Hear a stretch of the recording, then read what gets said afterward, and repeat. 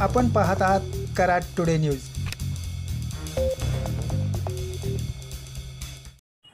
मराठा संघर्ष योद्धा मनोज जरांगे पाटील यांच्या उपोषणास पाठिंबा देण्यासाठी कराड तालुक्यातील कारवे गाव आज बंद ठेवून एक दिवसीय लाक्षणिक उपोषण सुरू करण्यात आले आहे।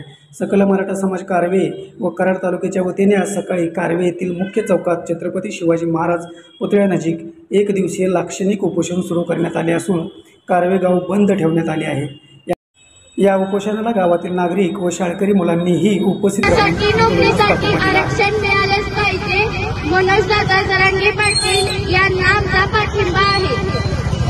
एक मराठा, लाख मराठा, लाख मराठा।